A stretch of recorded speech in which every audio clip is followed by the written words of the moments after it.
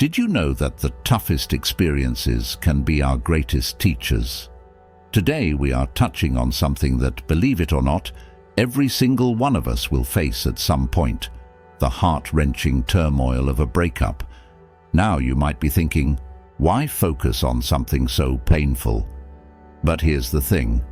Within that pain lies incredible potential for growth and insight, an opportunity to transform our deepest struggles into our strongest victories.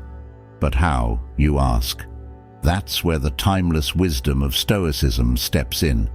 Imagine facing life's most challenging moments, not with fear or despair, but with poise, clarity, and a profound sense of inner strength.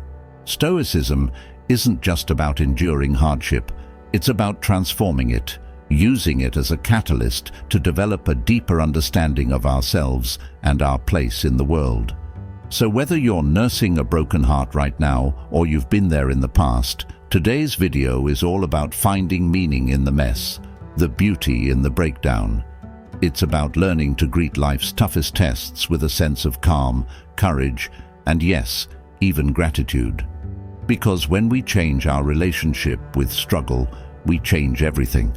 Stay tuned as we explore these timeless teachings together, uncovering the Stoic keys to resilience, peace, and personal power. If you're ready to turn your lowest lows into your greatest growth, then you're in the right place. And before we dive in, if you resonate with being that rare gem who sees value in every experience and seeks wisdom even in adversity, hit that subscribe button and stay with us throughout. Because just like you, this video isn't about following the crowd, it's about embracing the exceptional journey you're on. Let's get started. First off, let's talk about why breakups can feel so devastating. Imagine you've dreamed up a whole future with someone. Your aspirations, adventures, the mundane moments, and the milestones. And then, in the blink of an eye, it's all off the table. You're not just losing a partner, you're losing a piece of the future you envisioned. That sense of loss is profound, disorienting, and downright painful. Now let's add the digital age twist. In times past, out of sight, out of mind, had some truth to it. You could part ways with someone, and unless you ran into them around town, they could fade into your past, allowing the healing to begin. But today, social media keeps us all on each other's radars, whether we like it or not. Just when you start to get your footing, a photo or a status update can yank you back to square one, stirring up all those raw emotions again. It's like the world's most unwelcome déjà vu. You're trying to move forward, but your ex's presence online keeps the past painfully present. Every new post or update can feel like a tiny betrayal, especially if it seems like they're moving on faster than you are. But here's where we turn the corner and find our path through this mess. Remember, healing isn't linear, and it's okay to feel all the feels. However, it's also crucial to set boundaries that protect your peace. That might mean unfollowing your ex, taking a social media hiatus, or curating your feeds to support your well-being. And you know what? This experience, as brutal as it may be, also holds a treasure trove of growth opportunities. It's a chance to reconnect with yourself, to dive into hobbies and interests that light you up, and to strengthen bonds with friends and family. It's a time to rediscover your individuality outside of a relationship. So let's navigate this digital age breakup with grace, resilience, and a hefty dose of self-compassion. Remember, you're not just surviving a breakup, you're learning to thrive in your new normal.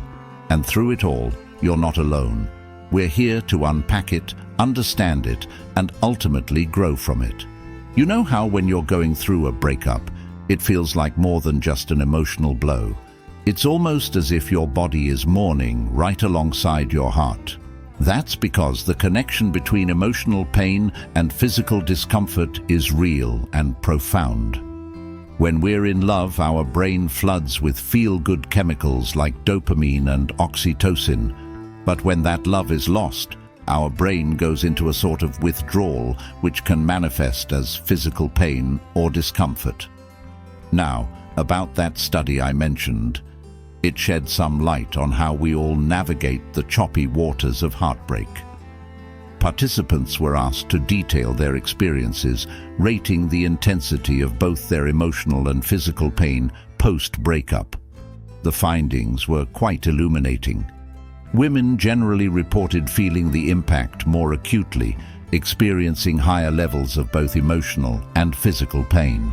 But here's a silver lining: they also tend to recover more wholly in the long run. Men, on the other hand, might seem to weather the storm with a bit more initial stoicism, but the study suggests they often retain the emotional baggage for a longer stretch. This isn't to say one gender has it worse, it's just different. And these differences are crucial in understanding our own healing processes and those of the people around us. So why is this important? Because recognizing the duality of pain in breakups, both mental and physical, can be incredibly validating.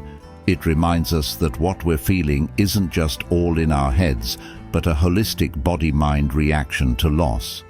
And knowing this, we can be kinder to ourselves, giving our bodies and hearts the care and time they need to heal.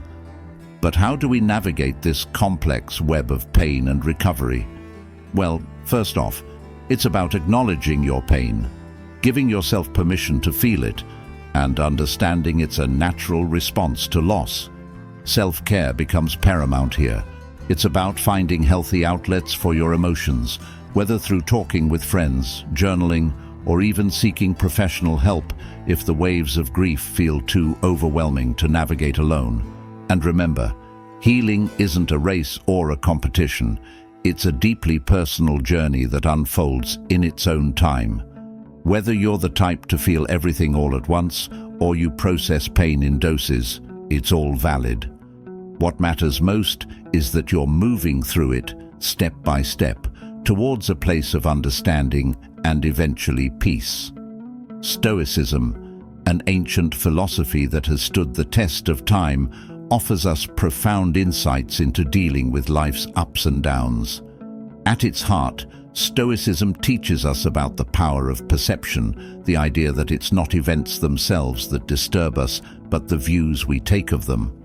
This perspective is hugely liberating, especially when we face things as emotionally charged as breakups.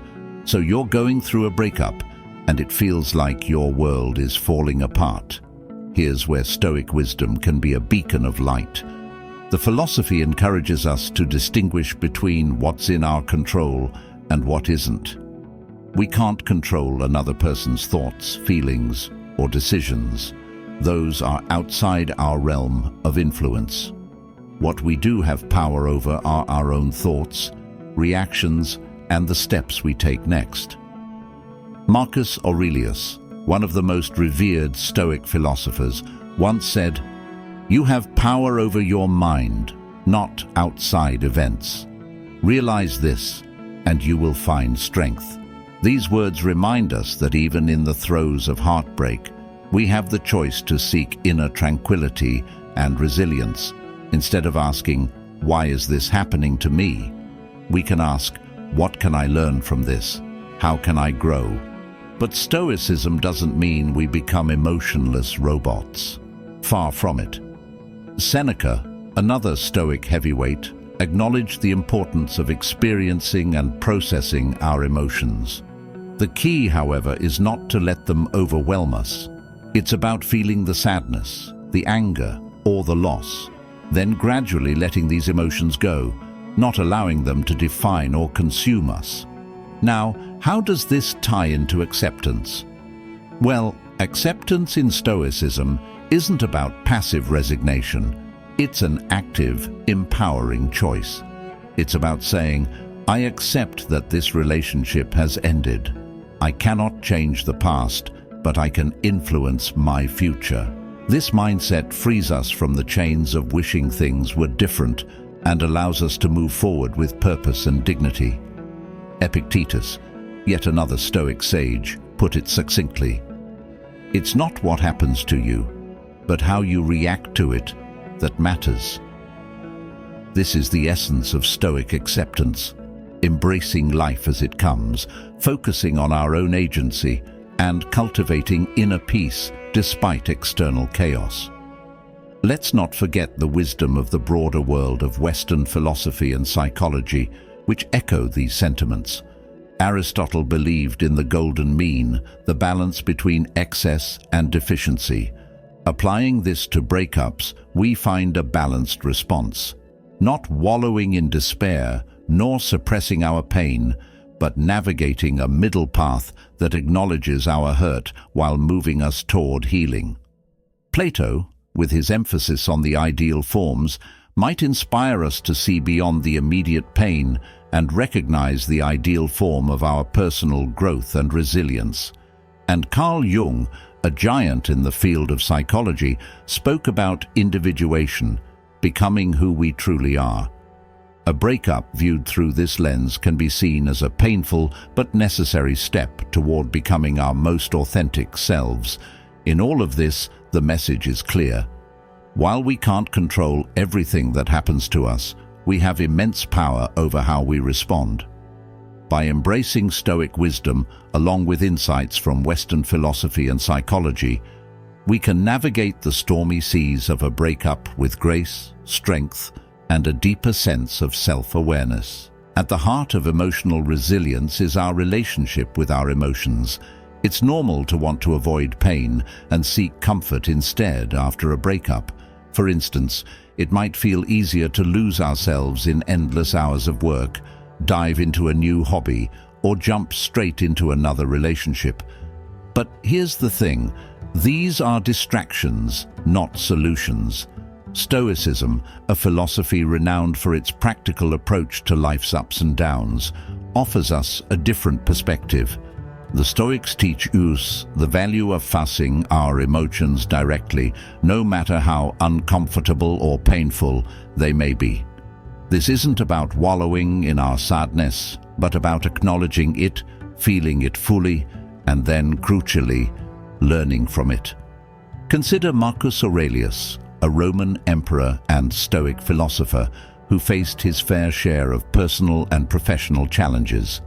He wrote in his Meditations about the importance of accepting what we cannot change and focusing on our own actions and responses. Applying this to breakups, we can see the wisdom in accepting the end of a relationship as part of our reality, something out of our control, and then directing our energy toward our own healing and growth. But how exactly do we sit with our pain? As Stoicism suggests, it starts with giving ourselves permission to feel whatever it is we're feeling without judgment or resistance. This means acknowledging the hurt, the anger, the disappointment, and the myriad of emotions that come with a breakup. And then there's the aspect of learning from our pain.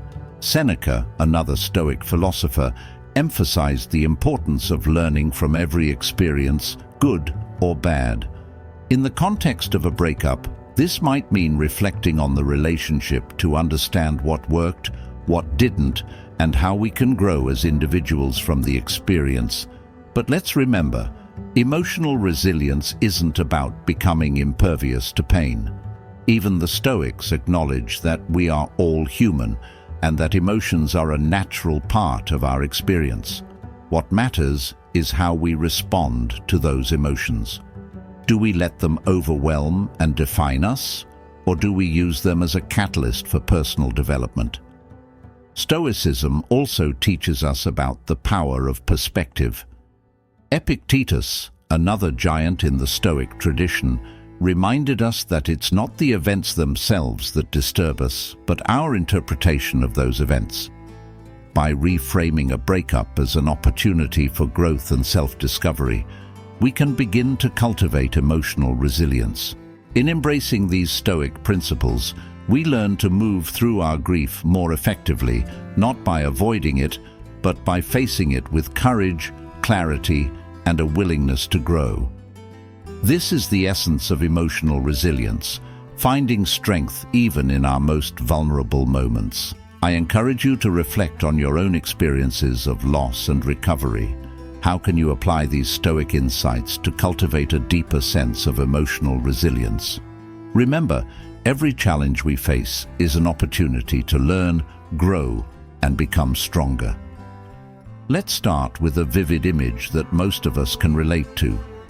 Trying to keep a beach ball submerged underwater, it takes constant effort, and no matter how hard you try, that ball wants to surface. Our feelings are much like that beach ball. We can push them down, distract ourselves, and pretend they're not there. But they have a way of rising up, often when we least expect it. This avoidance can manifest in many ways. Maybe we throw ourselves into work, numbing the pain with busyness.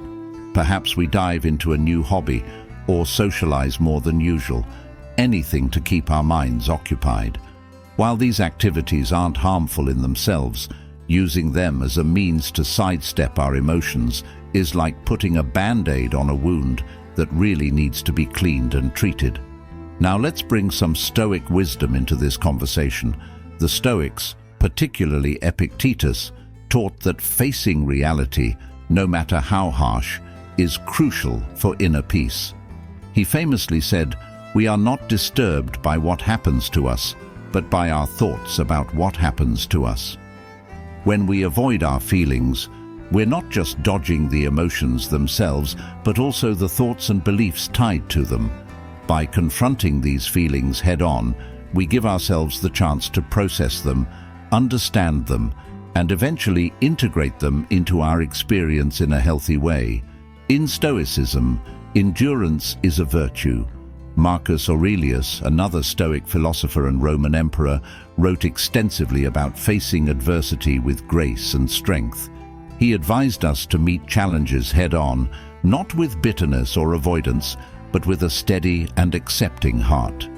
When applied to our emotional world, this means not shying away from painful feelings, but rather observing them, understanding their origins, and learning from them. Avoidance might seem like the easier path in the short term, but it's a deceptive one. It promises peace, but delivers only temporary respite. In our modern, fast-paced world, there's this pervasive notion that if we're not constantly busy or racking up achievements, we're not making progress. Especially after a loss or a breakup, there's almost this unspoken pressure to bounce back quickly, to show the world that we're okay. But here's a thought-provoking nugget from Stoicism. Healing isn't about what's happening on the outside. It's not about how quickly you return to normal, how many new things you've taken up, or how many smiling photos you post on social media. Stoicism, a philosophy with deep roots in ancient Greek and Roman wisdom, offers us a different lens through which to view healing. It tells us that true healing is an inward journey. It's about revisiting our internal maps, the ones that define our understanding of ourselves and our place in the world. When we lose someone important, it's like a part of our map gets torn away. The future we envisioned with that person is no longer a destination we can reach. And here's where the Stoic wisdom really shines. Stoics like Marcus Aurelius, Seneca, and Epictetus remind us that we have the power to redraw our maps, to redefine our journeys without the person we've lost. They teach us that while we can't control what happens to us, we can control how we respond. In the context of healing, this means taking the time to understand our pain, to sit with it, and to gradually find our way through it. It's worth noting that Stoicism doesn't ask us to suppress our emotions or pretend everything's fine. Quite the opposite, actually. Stoicism encourages us to face our feelings head-on, but without letting them overwhelm us. Seneca, who wrote extensively about grief, emphasized the importance of giving ourselves space to mourn, while also guarding against being consumed by our sorrow. Moreover, Stoicism helps us find value in our suffering. It suggests that our struggles, our losses, and our heartaches have something to teach us. They are opportunities for growth, for developing resilience, and for deepening our compassion for others who are going through similar experiences.